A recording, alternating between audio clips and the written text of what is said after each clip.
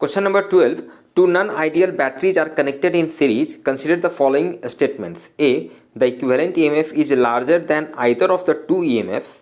B. The equivalent internal resistance is smaller than either of the two internal resistances. Student question कह रहा है कि आपके पास दो नॉन आइडियल बैटरीज है। नॉन आइडियल कहने का मतलब है कि मान लिया एक बैटरी ये है, ध्यान दीजिएगा, एक बैटरी ये है, एक दूसरा बैटरी ये है, ठीक है। नॉन आइडियल कहने का मतलब it will have certain internal resistance. अगर ये आइडियल होता तो इसका कोई इंटरनल रेजिस्टेंस नहीं होता, इसको सिंपल यहाँ पे शॉर्ट सर्किट से दिखाते। तो दो नॉन आइडियल बैटरीज है, इसको हम लोगों ने सीरीज में कनेक्ट कर रखा है, आप देख सकते हैं, ठीक है। अब ये जो सीरीज में कनेक्ट किए हैं तो it will have certain equivalent EMF and equivalent resistance. Equivalent EMF होगा, इक्विवेलेंट रेजिस्टेंस होगा। तो उसके रिगार्डिंग दो स्टेटमेंट है। पहला स्टेटमेंट में कह रहा है कि जो इक्विवेलेंट ईएमएफ होगा will be larger than either of two EMF. दो जो ईएमएफ है उसमें से किसी एक से बड़ा होगा।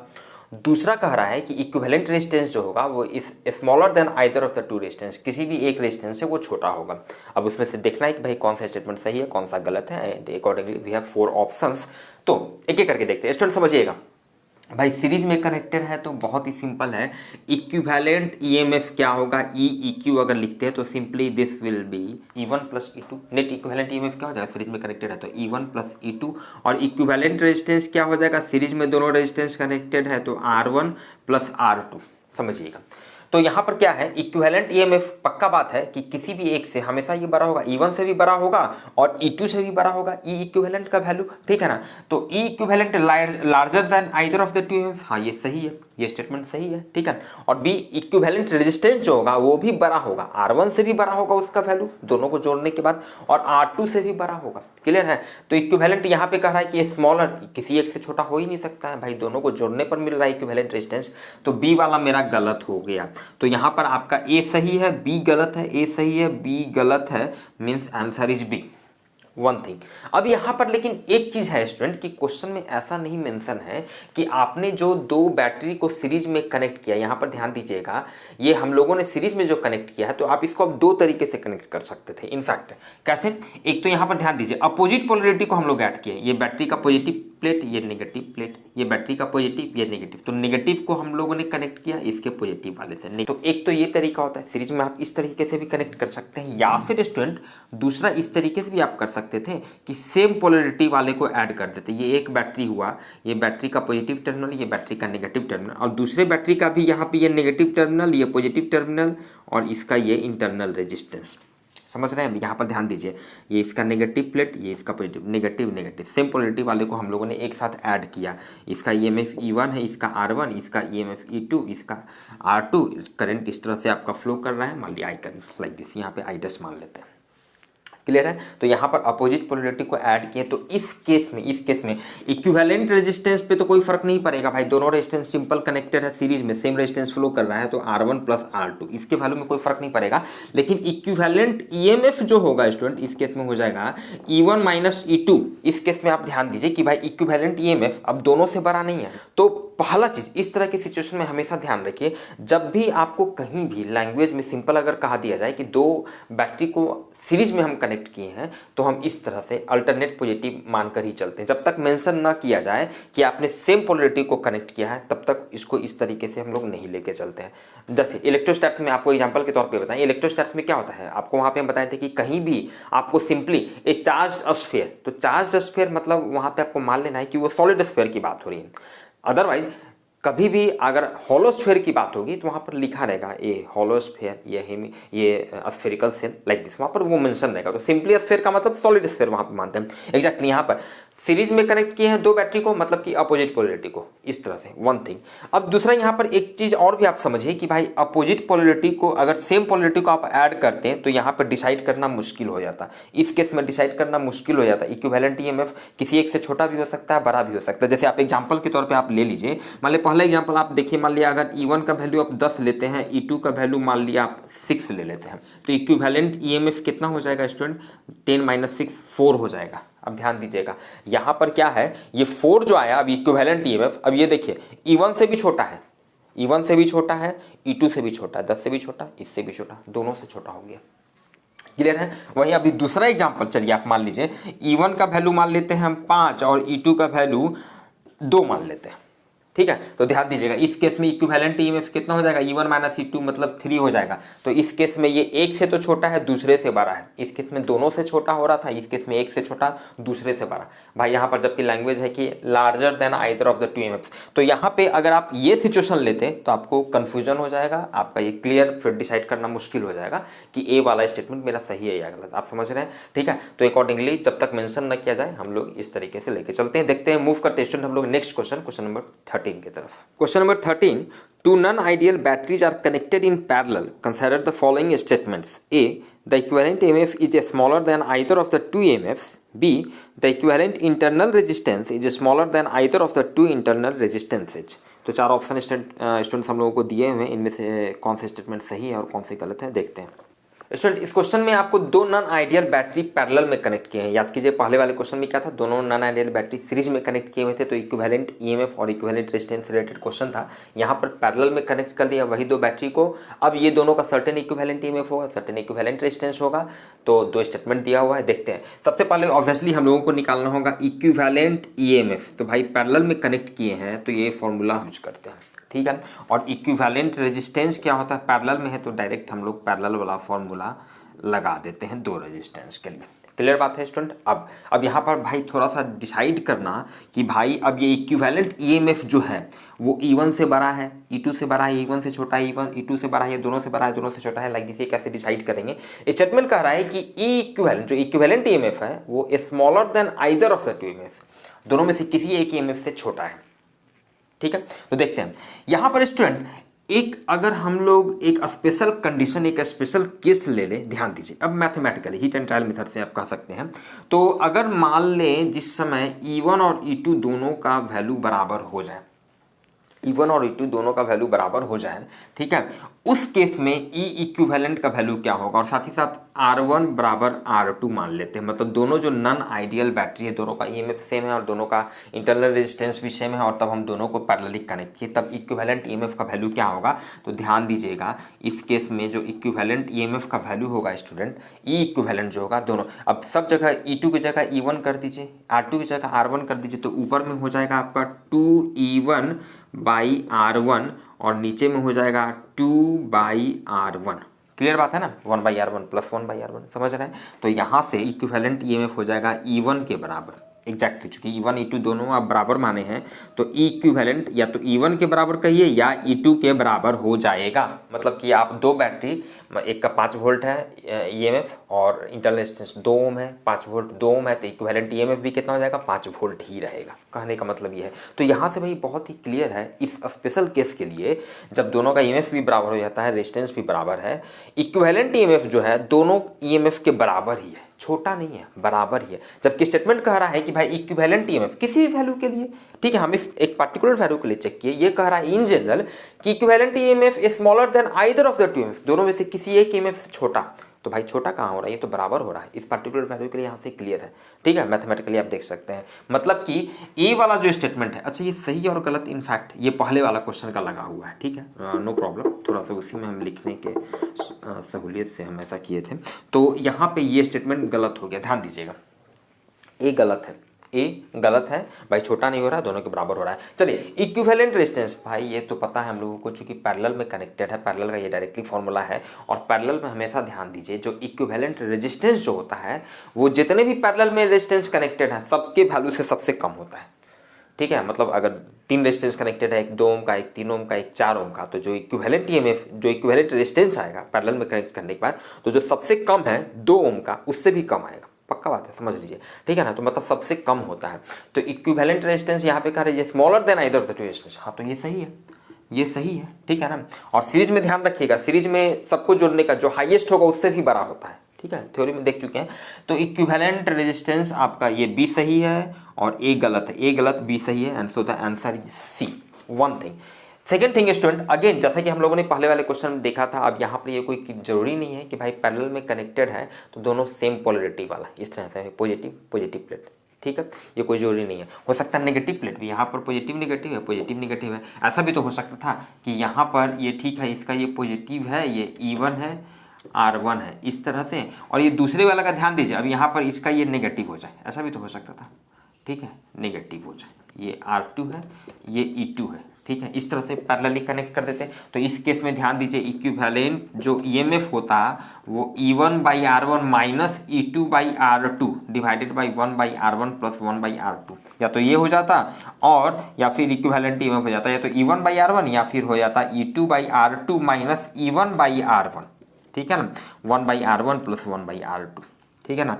तो सेम डिस्कशन कि जब तक मेंशन ना किया जाए हम लोग मान के चलते हैं कि ये सिंपल आपका सिचुएशन दिया हुआ है, पैरेलल में कनेक्टेड है, accordingly we use this formula, और अकॉर्डिंगली तभी आप फिर डिसाइड कर पाएंगे एग्जैक्टली कि इन दोनों में से कौन सा स्टेटमेंट सही है या कौन सा गलत है। And so the final answer is student सी। देखते हैं स्टूडेंट हम लोग नेक्स्ट क्वेश्चन नंबर 14 को। Question number 14, the net resistance of an ammeter should be small to ensure that a it does not get overheated, B. It does not draw excessive current. C. It can measure large currents. And D. It does not appreciably change the current to be measured. Student question कह रहा है कि हम किसी भी circuit में जब ammeter use करते हैं तो उस आमीटर का रेजिस्टेंस जो है वो स्मॉल हम लोग रखते हैं। क्यों स्मॉल उसका रेजिस्टेंस लिया जाता है, तो उसके रिगार्डिंग आपको 4 ऑप्शन है, उसे सेलेक्ट करना है सही ऑप्शन को। तो समझते हैं स्टूडेंट, समझिएगा आमीटर का इनफैक्ट काम क्या होता है। कहीं भी आपको कोई लंबा चौड़ा सर्किट दिया हुआ है और उस सर्किट का हम एक पार्टिकुलर कोई एक रेजिस्टेंस मान लेते हैं, ये रेजिस्टेंस R है, ठीक है। अब इस रेजिस्टेंस से अगर हमको पता करना है कि भाई इस रेजिस्टेंस से कितना करंट, मान लिया I करंट, कितना करंट फ्लो कर रहा है, ये जानने के लिए हम क्या करते हैं, सीरीज में आमीटर को कनेक्ट कर देते हैं। सीरीज में आमीटर को कनेक्ट कर देते हैं, ये हमारा आमीटर का काम होता है। तो आमीटर का जो डिफ्लेक्शन होता है, नीडल का डिफ्लेक्शन, वो हमारा बता देता है, देख लेते हैं कि भाई यहाँ इससे इतना एम्पेयर का करंट फ्लो कर रहा है या इतना मिली एम्पेयर, माइक्रो एम्पेयर जो भी है, ठीक है।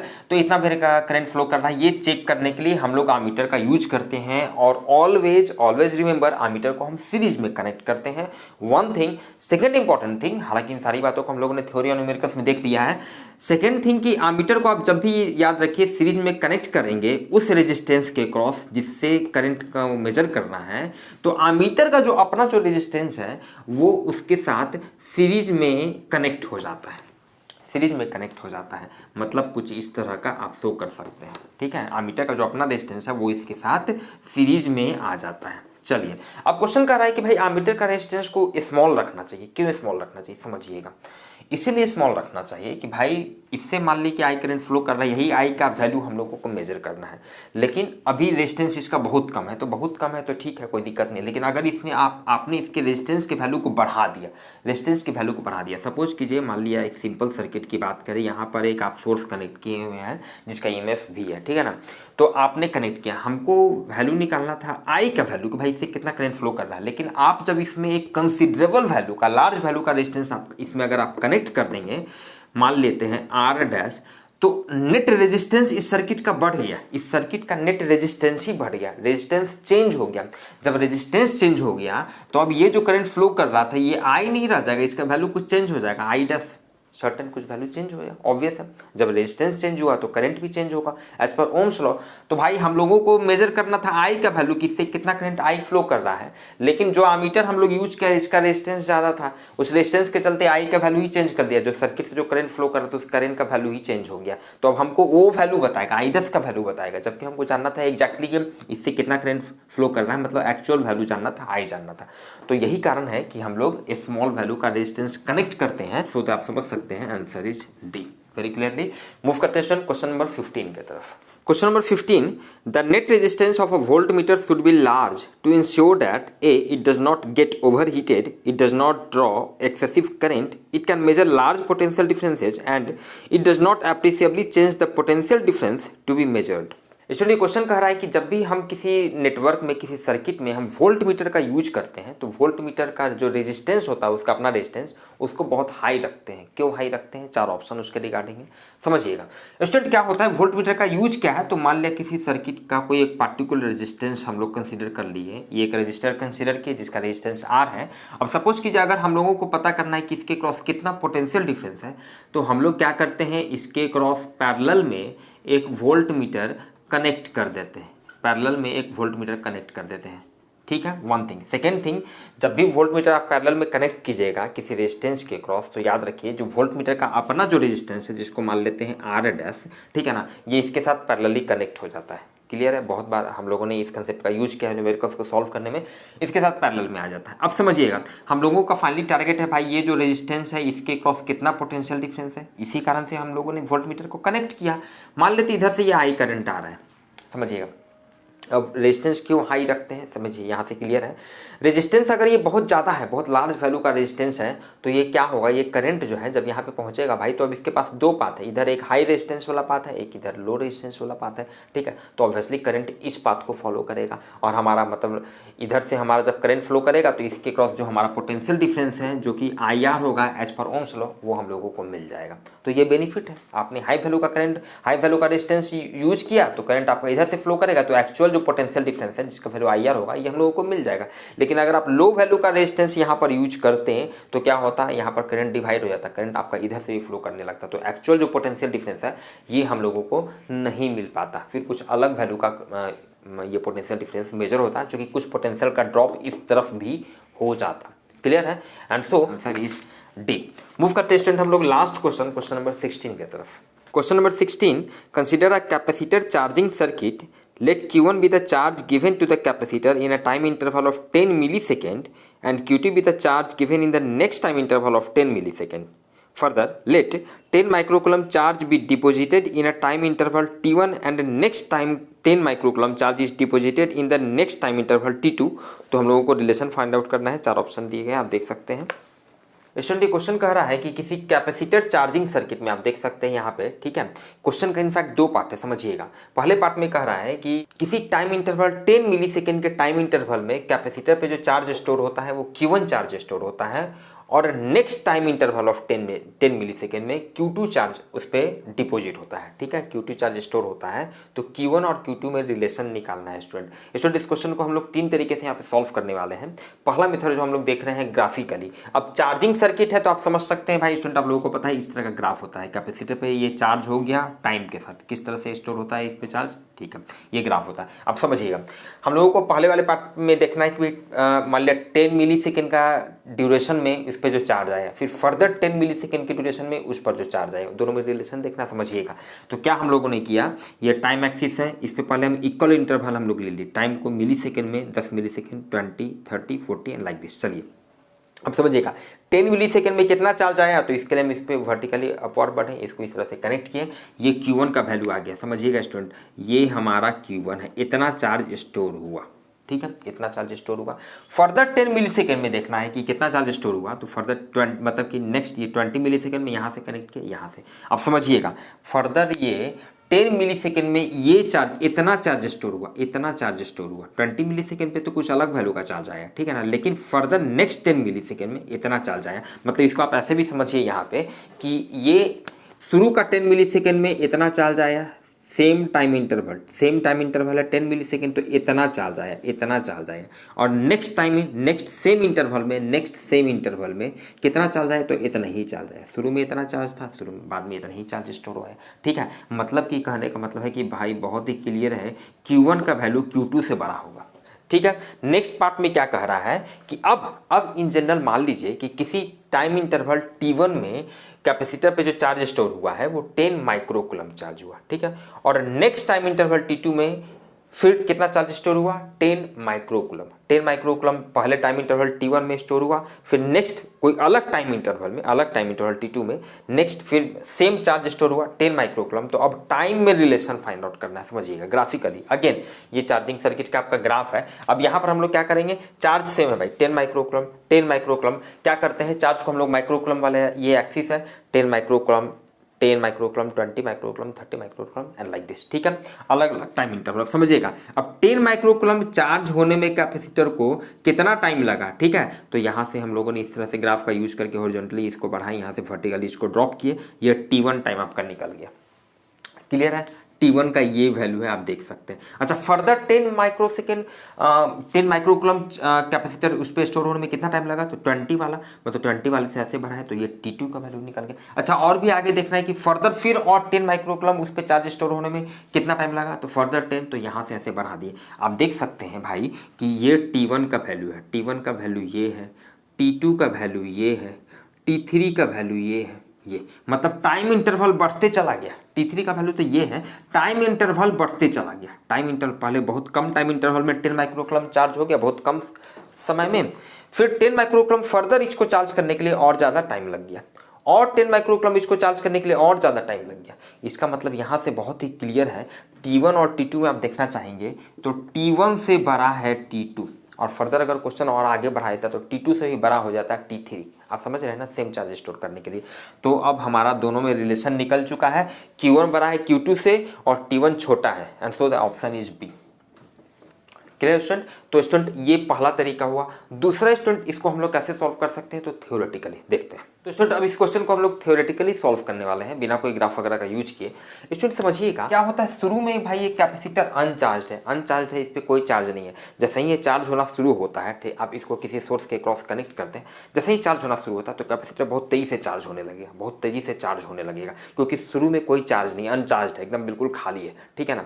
तो आपने 10 मिली सेकेंड तक इसको चार्ज किया, 10 मिली सेकेंड तक आप इसको चार्ज करते चलेगा, ये तेजी से चार्ज होता चला गया, ये तेजी से क्या होता चला गया, तेजी से चार्ज होता चला गया। 10 मिली सेकेंड में आपने इसको चार्ज कर दिया, Q1 चार्ज दे दिया, ठीक है। अब next time interval, next same 10 मिली सेकेंड में देखिए तो क्या होगा, चार्ज तो उसके बाद भी होगा, लेकिन अब क्या हुआ कि भाई इस पे ऑलरेडी अब कुछ चार्ज है। कितना चार्ज है, Q1 चार्ज है, ऑलरेडी ये चार्ज है, ठीक है ना। तो अब इसको और ज़्यादा चार्ज करना है तो अब ये अपोज करेगा, इस पे ऑलरेडी पहले से जो चार्ज है ये अपोज करेगा, उसके चलते अपोजिशन होगा। मतलब अब ये उस रेट से चार्ज नहीं होगा, धीरे धीरे चार्ज होगा। समझिए, मतलब कि सेम टाइम इंटरवल में अगर आप Q2 चार्ज दिए तो पक्का बात है ये Q1 कम हो जाएगा। Q1 शुरू में जो अनचार्ज था तो तेजी से चार्ज हुआ उतने ही टाइम इंटरवल में, बाद में उतने ही टाइम इंटरवल में ये धीरे धीरे चार्ज हुआ, इसलिए कम चार्ज आया, मतलब Q1 का वैल्यू Q2 से बड़ा हो जाएगा।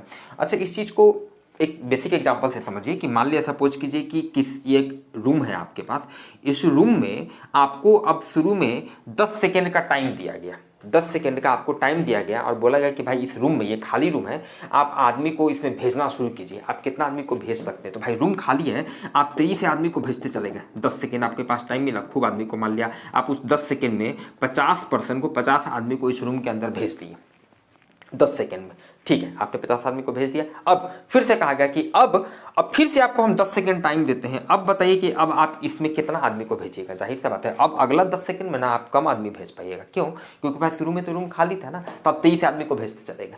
लेकिन अब अगला 10 सेकंड में चूंकि ऑलरेडी वहाँ पे 50 आदमी है पहले से, तो वो अपोजिशन क्रिएट करेंगे। क्लियर बात है, जिसके चलते अब अगला 10 सेकंड में हो सकता है कि आप 50 की जगह 20 ही आदमी को वहाँ पर भेज पाइए। लाइक दिस सेम सिचुएशन यहाँ पे, एंड अकॉर्डिंगली आप डिसाइड कर सकते हैं। कोई ग्राफ वगैरह का जरूरत नहीं है कि Q1 का वैल्यू Q2 से बड़ा होगा। अब दूसरे पार्ट में भी देखिए वही चीज़ है, एक तरह से दूसरे तरीके से कहा जा रहा है कि सेम चार्ज हम दिए, पहले सेम चार्ज दिए T1 टाइम में, ठीक है, और फिर अगला किसी टाइम में फिर से आप सेम चार्ज दिए भाई। तो अब क्या है, यहाँ पे क्या था, टाइम इंटरवल सेम था तो आपका चार्ज कम हो गया चूंकि अपोजिशन क्रिएट कर रहा था। लेकिन फिर भी अगर आप चाहते हैं कि नहीं हम वो तो नहीं चार्ज दें, आप चाहते हैं सेकेंड वाले के यहाँ पर देखिए कि नहीं, हम चाहते हैं कि 50 आदमी को हम फिर से इसमें भर दें, पहले से 50 आदमी भर चुके हैं और फिर से चाहते हैं 85 आदमी भरना, तो अब आपको 10 सेकंड नहीं चाहिए। तो फिर आप कहिएगा भाई तो हमको टाइम ज़्यादा दीजिए, अब तो चूंकि ऑलरेडी उसमें आदमी है तो आप 10 सेकेंड की जगह हमको 25 सेकेंड दीजिए, तब हम फिर और 50 आदमी उसके अंदर हम घुसाएंगे। लाइक दिस कुछ ऐसा सिचुएशन है। तो यहाँ से आप समझ सकते हैं कि T1 का जो वैल्यू होगा ये छोटा हो जाएगा, मतलब कि आपको ज़्यादा टाइम चाहिए, T2 आपको ज़्यादा टाइम चाहिए अब सेम चार्ज करने के लिए। क्लियर है? तो थ्योरेटिकली भी इस तरह से आप सोच सकते हैं। और अब देखते हैं स्टूडेंट इसके तीसरे मेथड को हम लोग। स्टूडेंट तो अब इसको हम लोग तीसरे तरीके से सॉल्व करने जा रहे हैं और यहाँ पर सिंपल हम लोग इसको मैथमेटिकली सॉल्व करेंगे। हम लोगों को पता है स्टूडेंट कि कैपेसिटर पे जो चार्ज स्टोर होता है वो टाइम के साथ उसका रिलेशन क्या होता है, तो Q = C (1 - e⁻t/RC). क्लियर है? तो शुरू के 10 सेकेंड में, शुरू के 10 मिली सेकेंड में कैपेसिटर पे Q1 चार्ज है क्वेश्चन के हिसाब से, तो Q1 = क्या होगा, CE, जहाँ पे C कैपेसिटेंस हो गया, E बैटरी का EMF हो गया, 1 - e⁻t, तो टाइम है 10 मिली सेकेंड में कन्वर्ट किए /RC उसका टाइम कॉन्स्टेंट। Q1 का वैल्यू इतना हो गया। क्वेश्चन आगे कह रहा है कि नेक्स्ट 10 मिली सेकेंड में उस पर जो चार्ज आया वो Q2 है, समझिएगा। तो उस चीज़ को निकालने के लिए अब हमारे पास तो फॉर्मूला है कि सीधे कि इस टाइम में T टाइम में कितना चार्ज स्टोर हुआ, तो हम लोग क्या करेंगे, नेक्स्ट 10 मिली सेकेंड को कैलकुलेट करने के लिए हम लोग पहले सीधे 20 मिलीसेकंड में कितना चार्ज स्टोर हुआ वो कैलकुलेट हम लोग कर लिए। अब क्या करेंगे, 20 मिलीसेकंड में जो चार्ज स्टोर हुआ और 10 मिलीसेकंड में जो चार्ज स्टोर हुआ था Q1 उसको माइनस करेंगे, तब जाके हम लोगों को मिल जाएगा कि नेक्स्ट 10 मिलीसेकंड में कितना चार्ज स्टोर हुआ, Q2 equal to Q1 dash minus Q1। यहाँ से इसको सिंपल हम लोग कुछ नहीं किए हैं भाई, दोनों एक्सप्रेशन को यहाँ पे हम लोग सब्ट्रैक्ट किए। यहाँ से आप Q2 का इतना वैल्यू आ गया। Q1 और Q2 में रिलेशन देखना था स्टूडेंट, तो हम लोग क्या किए, Q1 ये पहला वाला इक्वेशन है तो Q1 डिवाइडेड बाई Q2 कर दी by equation 1 divided by equation 3। यहाँ से आप देख सकते हैं Q1 बाई Q2 का इतना वैल्यू आया है student e to the power something, जो कि इसका वैल्यू 1 से ज़्यादा होगा। तो यहाँ से बहुत ही क्लियर है कि Q1 का वैल्यू Q2 से बड़ा हो जाएगा। उसी तरह स्टूडेंट हम लोग डिसाइड कर सकते हैं, आप इक्वेशन वगैरह लिखकर T1 के फॉर्म में चार्ज आपका Q1 की जगह 10 माइक्रोकूलम दिया हुआ है। अकॉर्डिंगली आप इक्वेशन लिखकर देखेंगे तो आपको T1 और T2 में भी रिलेशन आ जाएगा। तो इस तरीके से भी सॉल्व कर सकते हैं।